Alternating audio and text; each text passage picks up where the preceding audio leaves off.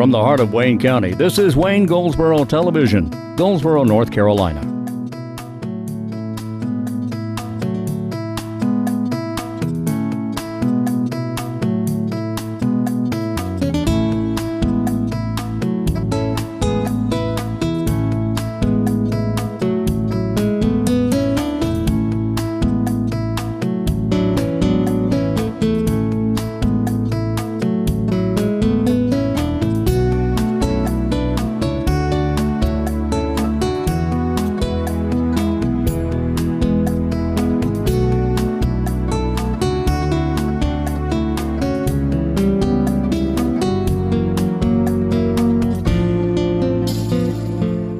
Today is the 15th day of March 2016, and this is Wayne Goldsboro Television. I'm Wayne Alley. I'm Pat Garner.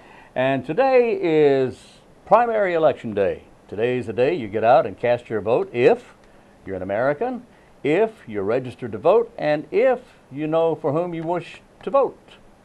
You have to do your homework. You have to know the person you want representing you in the different offices across the nation, or in North Carolina, or in fact here in Wayne County.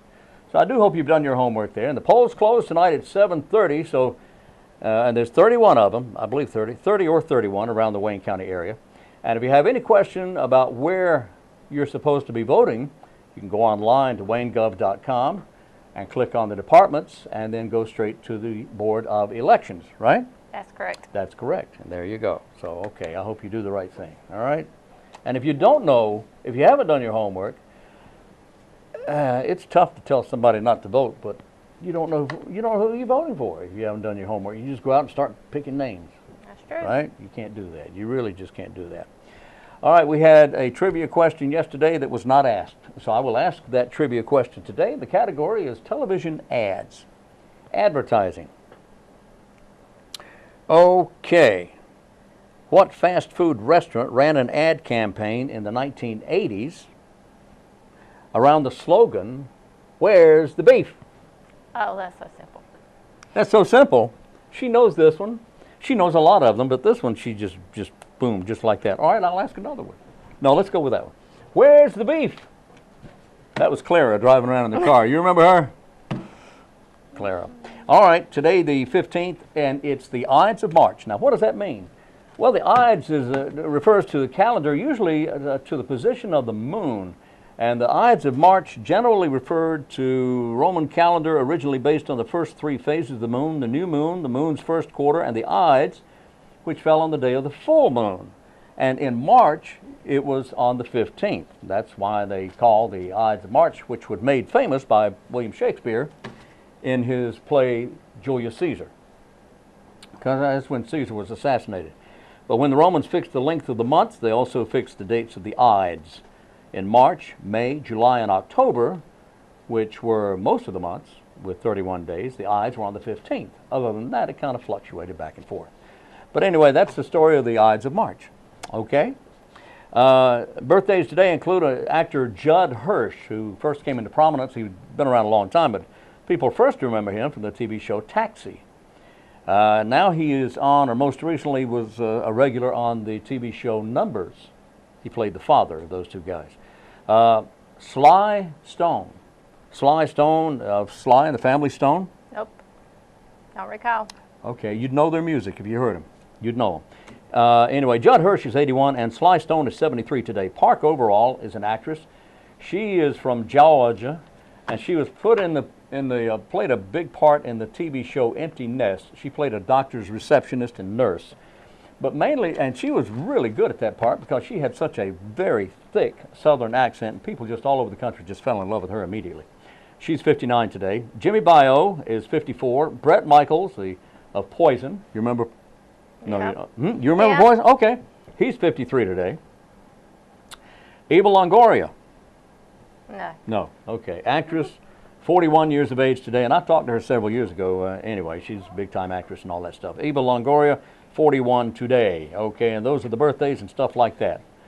We have a wellness fair coming up, the annual wellness fair for students and staff at Wayne Community College will be held 8 until noon on St. Patrick's Day, the 17th, in the Wayne Learning Center atrium. That's the big building there in the very center of the building.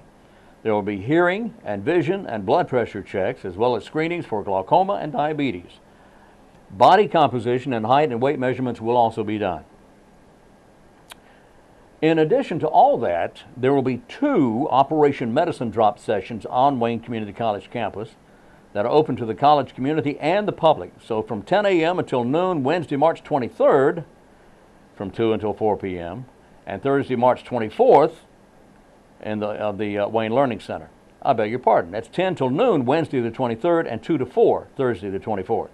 Old and unwanted prescription and over-the-counter drugs will be turned in, no questions asked, to be properly destroyed. So if your medications are outdated, you shouldn't be taking them. That's right. You shouldn't be taking them. Could And be I think you can drop them off at Walgreens on March the 18th. There you go. There From you go. 1 Which to is 4. the end of this week. Yes. That's right. And that's at 2602 East Ash Street. Very good. The Wayne County Rabies Clinics are going to be held on April 23rd and April 30th. Those are 2 Saturdays a week apart. On April 23rd at Eastern Wayne High School in the morning, and on April 23rd at Southern Wayne High School in the afternoons. And then a week later, April 30th at Grantham School in the mornings, and then in the afternoons, Old Pikeville School Building on April 30th. Now, every dog and cat over 4 months of age is required to be vaccinated against rabies. Now, any animal receiving its first rabies vaccine shall receive another dose 1 year later, and then after that, every 3 years. Notice of proof of prior rabies vaccination is required to receive a 3-year vaccination. If proof is not provided, a 1-year vaccination will be administered. Anyway, it's $10 per pet. $10 per pet, and that's all. That's not bad. What's that on March 30th? What is that? Better Choices. Better Choices. On March the 30th at 10:30, Michelle Estrada from the Wayne County Corporate Extension Office will present a new program, which is Better Choices, at the Peggy Seeger Senior Center. Okay. Better Choices is a free nutrition education program that targets older adults. The curriculum addresses many diet-related topics such as sodium, hypertension, dietary fat, increase in fruit and vegetables, and food resource management.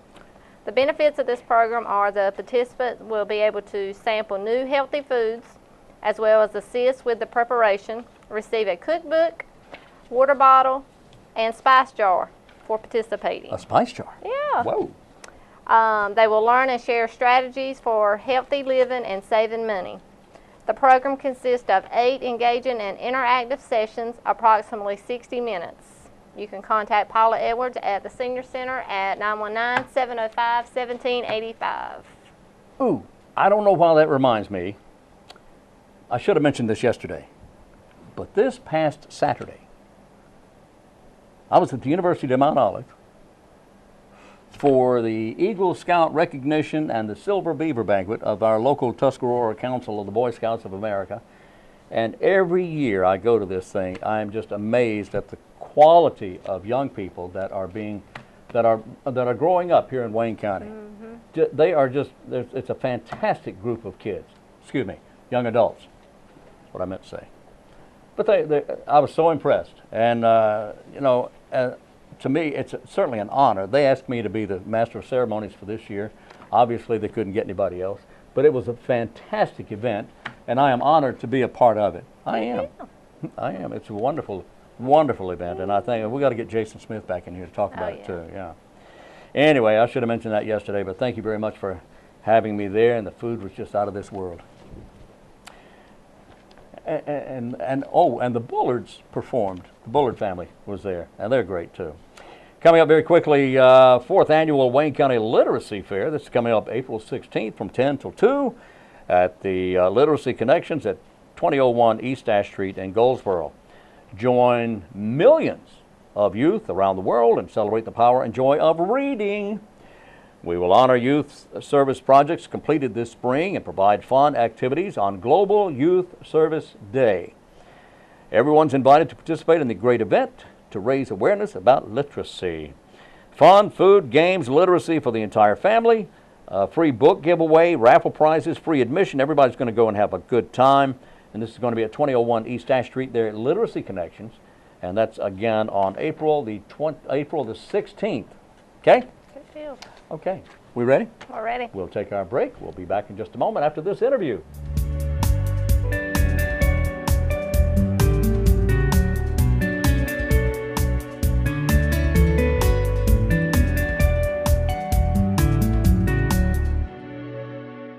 Our guest today is Dr. Stephen Peters, and Dr. Peters is the head of psychology at Cherry Hospital. And how are you doing? Hey, Wayne, always doing well. Always great to see you, Steve. Yes, indeed. Thanks for being with us today. We want to talk about a couple of things. Right off the bat, let's talk about obsessive compulsive. Yes. Now, before we went on, you and I were discussing this to some degree because we never talk about what we're going to talk about. Not very much. But you were explaining that there were actually two areas of obsessive compulsive. Yeah, in psychology, when we think about someone being obsessive, we kind of think about it, there's an obsessive compulsive disorder. Right. It's an anxiety management issue. It's a way, and it's actually kind of interesting that it's for mild, a little bit of anxiety, a little bit of stress. It's a really effective way to manage your stress level. Is it really? Yeah. So it's a good thing. Yeah, it can be. To be obsessive, and because you're focusing on your details, kind of a detail focus kind of a thing. Everything being in order. Yeah, but now what happens when that stress level or anxiety level gets too high, it doesn't work anymore. And so you see people then kind of going overboard, trying to make it work, and it's ineffectual. And that's where it becomes very unproductive. For example, Yeah. what would you say, give us an example of that. Yeah, perhaps. somebody could have a little bit of anxiety, and that somehow they get this notion that going to wash their hands is kind of a common way this presents.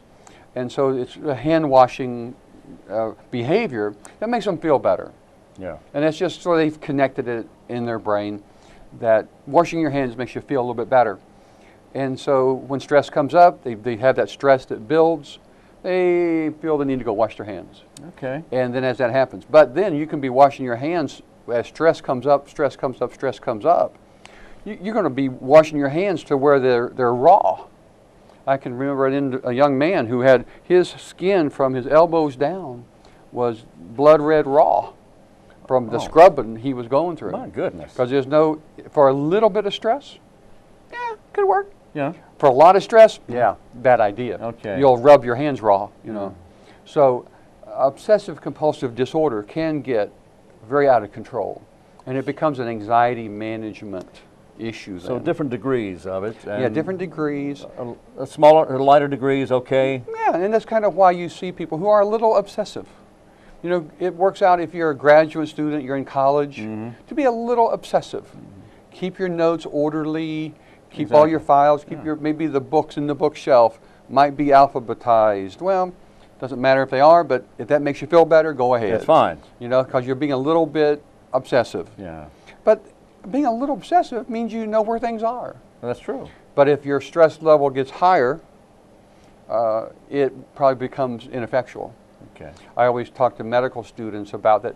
Think about when they first entered medical school. They were probably a little stressed, and they were probably very organized and neat. And by the time they're well in their education, things are thrown in the bed, under the couch, in the back of the car, everything. Well, what happened to being so organized and so neat and tidy? Yeah, they gave it up. They're not that stressed anymore. Well, not as stressed. They're a lot more stressed. Oh. But being obsessive compulsive didn't help it any. Oh, I see. So they had I to go see. on to, I I see. work out now, I watch my Right. diet. They go to other things Right. stress management wise. I They see. gave up being obsessive because, you know what, it just didn't work for me anymore. And they don't, no, most people aren't conscious of that. They don't think about it. But as people are in a higher level of stress, people who are more successful change how they cope. Because how you used to cope doesn't work anymore. Okay. It just isn't effectual. Yeah. You know, it only works for just a little bit of stress.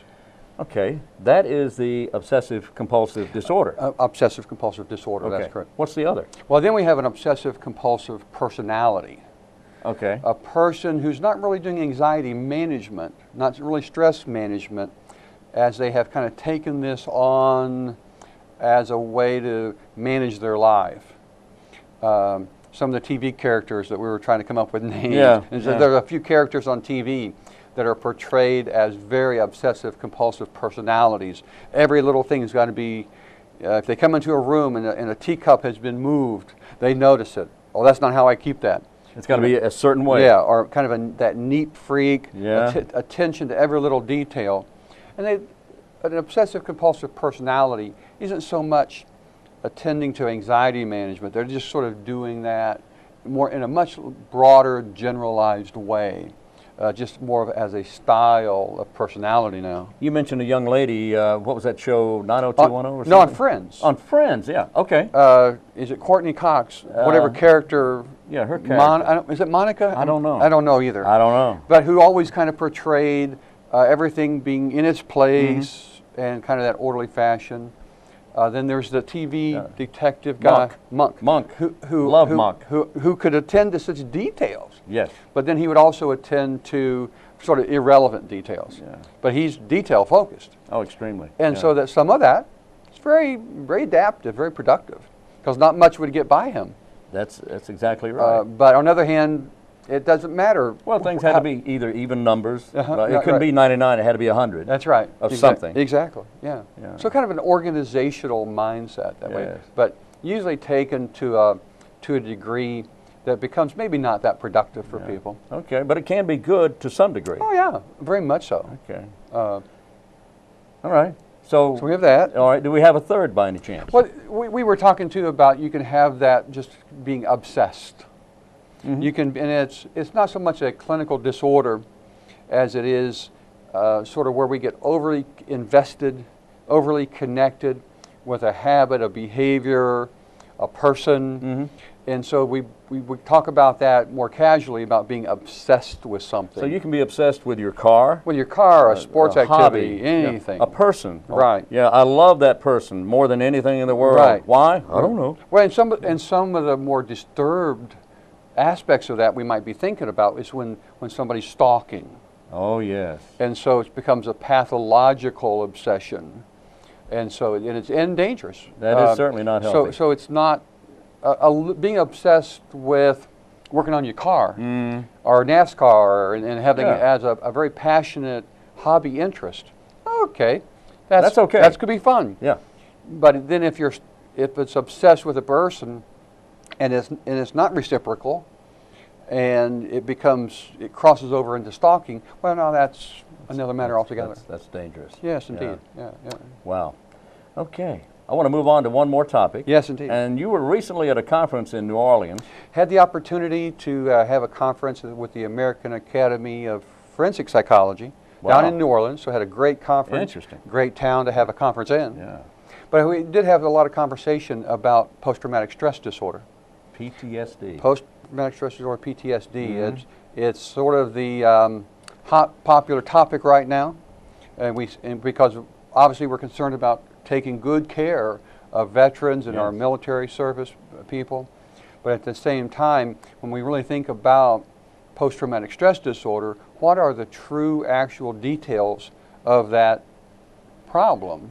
Don't you feel that we're all aware of it? We all know about it. We all know it's a problem, and we all know that many of our veterans are suffering from this problem. Right. At the same time, when the topic comes up, many people just turn their heads and say, well, I don't want to know anything about that. They may not understand some of the details of it, and then there's also other complications to the issue, because when we used to think about if you're exposed to a traumatic life event, not good for you. It's upsetting. Well, being upset, it's not pleasant. People are subjected to, and sometimes it's weather. We have some of these hurricanes that come in, a tornado that blows over the neighborhood.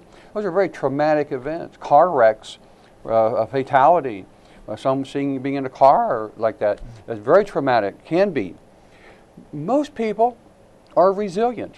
That, as much as being exposed to a traumatic event does not cause or equate to post-traumatic stress disorder. It means you had some difficult traumatic event. But that doesn't mean PTSD. No, 75–80% of people who go through a traumatic event, you know what? They manage, they cope. They get by. They say, listen, I know it was upsetting, but I'm over it. They talk to friends, talk to people, do whatever they do to cope, and they get over it. Yeah. And it really doesn't become post-traumatic stress disorder. So post-traumatic stress disorder starts with this. You have to have some kind of catastrophic traumatic event, and then you have this abnormal reaction to it, that it becomes problematic. You can't cope with it. It's more than a person can deal with. And then symptoms begin sort of after the trauma's over. But this is all up to the individual? Yeah, and it's up for the individual to define what was traumatic. What traumatizes one person may not bother somebody else. Yeah. So it's kind of individually defined. But at some point, it's we sort of have a minimum requirement, we could say. Right. Okay. Just that because I went to Iraq and I served over there, and I came back. Well, it probably was upsetting if you didn't want to go do that, but it may not have been traumatic. Because what could have been traumatic about that? Oh, you helped unload some trucks and you came back. That's hard to say that was traumatic. Yeah. But now, if exposed to other more classically traumatic events, I think we all agree those were what a trauma is. Yes, yes. But there's sort of we like to think there's sort of a minimum standard there.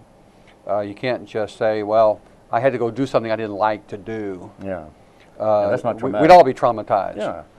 So it's not only what you experience, but it's up to the individual, how they're put together, how they're wired. Exactly. If you will. And then for post-traumatic stress disorder, there's some very specific symptoms we're looking for that then define this syndrome or this disorder. Okay. And then, of course, the VA is the best there is because they're the ones that are working at it, seeing it more than anybody. Every day. And so they have sort of some interesting treatments and ways to help people with post-traumatic stress disorder, and have come up with, have really been responsible for how we're improving the ways that we take care of post-traumatic stress disorder. Yeah. And so that's the good news about it, I think. Yeah. So we're making progress in that area. Making a lot of progress. That it's That's not good. near as common as we think, because a lot of folks faced with trauma can indeed cope with it. Not that it's pleasant. But is it ever misdiagnosed? It's both underreported and overreported. Okay. What does that mean? That if you've got it, hey, you had some upsetting situation, I need to know about it because if you've got this, I'm going to give you a lot of money. Oh. Do you have these? The answer is, yeah, I got that. Yeah. How about this? Do you have those problems? Oh, yeah, I got that. You're going to write me a check? A lot of people have post-traumatic stress disorder. Right. And that's kind of what we're doing sometimes with benefits and disabilities. Yeah. If you know there's a check associated with it, then maybe I have that too. Yeah. But if you take that away and we're just looking at the symptoms, hey, what did you go through, how are you coping, let's just take out the incentives. It's not near as common as we might have thought. Okay. And we see it just about what we would think in other kinds of traumatic events. So these facts or these feelings were part of the conference that you attended. in New Yeah, Orleans. because we were talking about how to evaluate those true conditions versus those that might be more exaggerated. Wow. And so that's really the challenging part. All right. Yeah. Well, Dr. Stephen Peters, head of psychology at Cherry Hospital, and I understand our hospital is going to be opening soon. Well, we're sure hoping that's sure true. hope it It's does. going to be sometime this summer. We're surely hoping. That's good. We get a kind of news every day Yeah. that other aspects of the building are a little bit more ready. And then as Good. we approach it, we do have this idea, this 90-day plan. Then as soon as we get really the keys and actual possession, and it becomes state government property, not just the property of this builder. Right. Once we take ownership, we'll have that 90-day plan going, and we'll be excited to be there. That is excellent. Steve, Yeah. always good to have you in Hey, the studio. you betcha. Thanks for having sir. me. All right.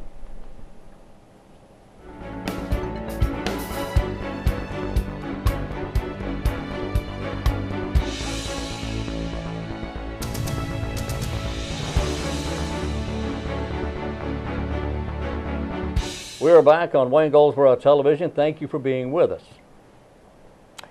Now, that interview you just saw was actually a repeat because I had a couple of folks that say that they really enjoyed it and they wanted to know if they could see it again. So there you go.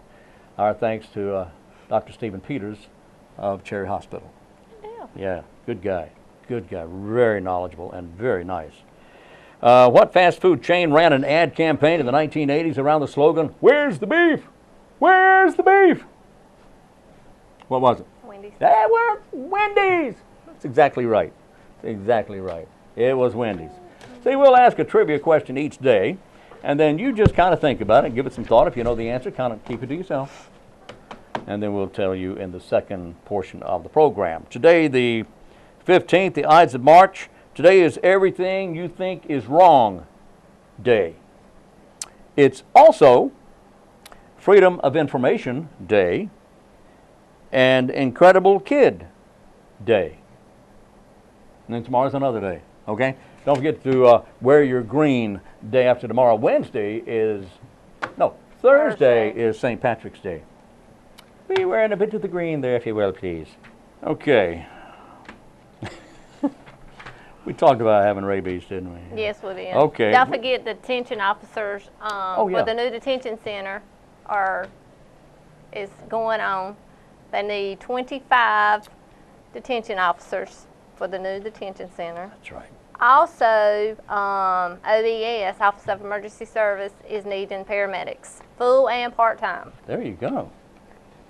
So, to apply for a job at the detention center, do you go to the sheriff's office? You have to apply at the sheriff's office. At the sheriff's office. So, which is on Chestnut Street. Which is on Chestnut Street. So, to apply for a job Paramedics? as a paramedic, You can go to Human Resource, which is on John Street. and they're very human there. Or you can go to WayneGov.com. And they're very Wayne-ish there. Okay. Beginners iPad and iPhone class will be held on St. Patrick's Day. No connection, no correlation there, but just on Thursday the 17th. If you would like to know how to use an iPad or an iPhone and you have a problem with that, you just can't seem to make it click, at 9:45 at the Senior Center, Banks Peacock will have a beginner's class on using your iPad and your iPhone for seniors.